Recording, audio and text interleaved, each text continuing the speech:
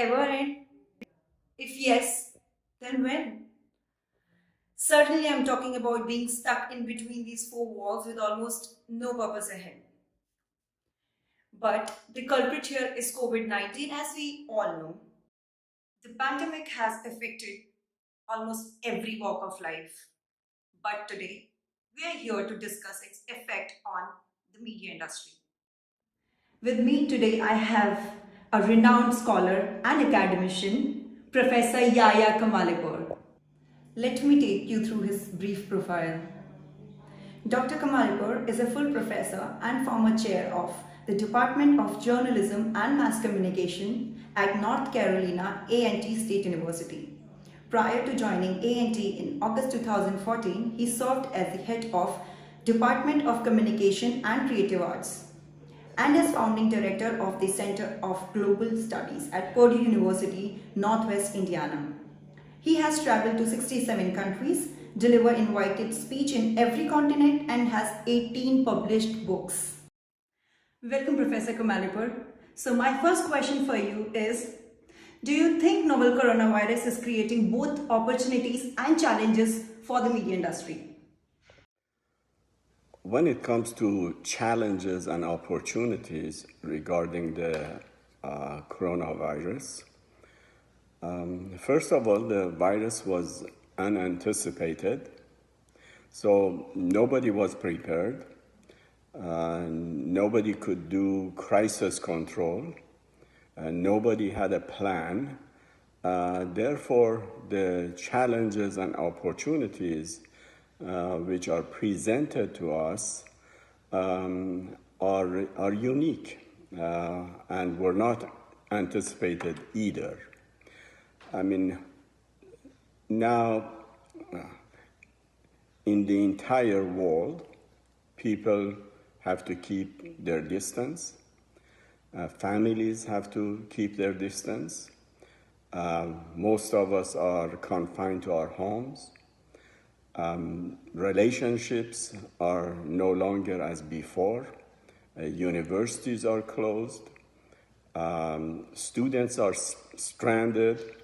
The institutions were not ready to face these challenges, the challenges of teaching online or virtual learning. Faculty did not have the preparation. The students did not have the preparation. Universities did not have the technology and the know-how to deal with this challenge. So we were confronted with all these various unprecedented issues without having any plan.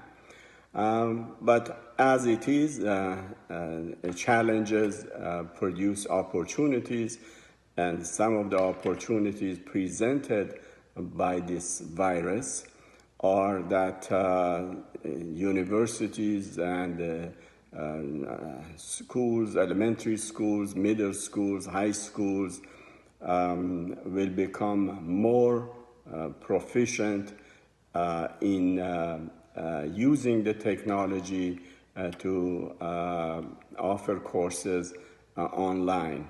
I think one of the opportunities is that virtual learning, online learning will be enhanced around the world. Now, some of the challenges faced by students are, for instance, the universities are closed, and there are students who are dependent on financial aid, who used to live in dormitories. Now they are stranded or they have lost their jobs. So they face many challenges. As usual, those who are at the bottom of the economic status suffer the most. And also, in the process, we are using various platforms like Blackboard, Zoom, Skype, and so forth to teach our courses. So consequently, the companies that own these platforms are benefiting greatly. For instance, the stock price for Zoom has doubled. So there are many losers and few gainers in the process. Thank you so much. Giving the basis of my first question, with this boom in the number of global viewership, how can customers avoid and validate coronavirus fake news? Another issue that we are facing is that because we are confined to our homes, we consume more media than ever before. And especially the social media. And one of the problems presented in this situation is that there are a lot of fake news spread through the media. There are those who take advantage of this problem, the COVID-19, and offer solutions or offer products online which are not tested, and not only that, they are harmful to the people. So there has to be one of the responsibilities of the universities is to educate public and so they become literate or media literate when it comes to consuming media contents. A very critical question now. What do you think will be the implication on the media firm once the world passes through this pandemic? Now, when it comes to the mass media and their future, that's an open-ended question. As we know, all media have been in transition, and the COVID-19 will change the media and social media forever. In fact, our entire world has been turned upside down, and the future will be different than the past, that's for sure. The process of merging the old media, traditional media, onto the internet, and popularity of media will be increased. As you know, the majority of students, college students, high school students, and younger, they are born into what we call the digital age, and they are quite expert in using the new technologies. I often wonder what would we have done without the internet, without Skype, without Zoom, without WeChat, without these various platforms and communication, global communication channels that we use on daily basis to keep in touch with our friends and families around the world. So that's a plus. That's I'm happy that the new technologies have proven to be extremely helpful in this terrible situation. And so the media will become digital. The newspapers, I think the print copy will probably go away in sooner than later, and the interaction between people around the world will be more digital than ever before.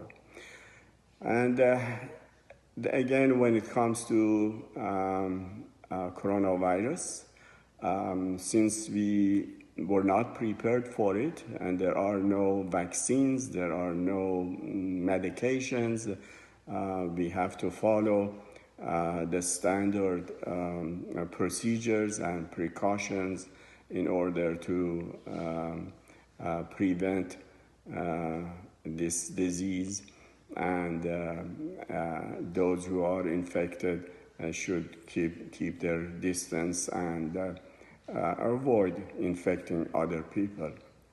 So we are all in this dilemma together. We are all learning together. Who could anticipate that at some point we will all be scattered around the world and confined to our homes, wouldn't be able to hug, to kiss, to shake hands, and so forth. It's unimaginable. When it comes to interpersonal relations, I think one of the changes will be that probably we will, or most of us, will not shake hands.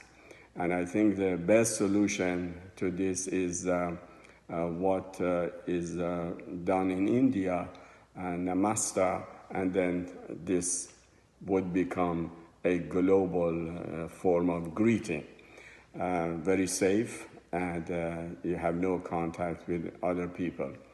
So what bothers me is that the coronavirus has really created boundaries between us, and hopefully we will overcome these boundaries and will become more creative. We will learn from this disaster. As it is the case, usually challenges produce difficulties, produce opportunities, and we are forced to be creative. As people are staying in their homes, they are engaging in various activities, arts, learning, teaching, reading, sharing, and producing videos, music videos. We just recently had a global citizen kind of event on television networks. So these are all new ideas, and it's all up to our imagination as to what will happen. Another outcome, important outcome, this virus is that it has illustrated clearly that we are all interconnected. We all live in one world. It's not a multipolar, it's not a bipolar, it's a one world. We all belong to this, and when something happens in one part of the world, we are all impacted by it. And this virus, which started in Wuhan, China, and now is present in practically every country in the world, is an illustration of that. And also it illustrates that how helpless we are as human beings, despite all of the technologies, despite the educational systems, knowledge, information, scientists, physicians, researchers.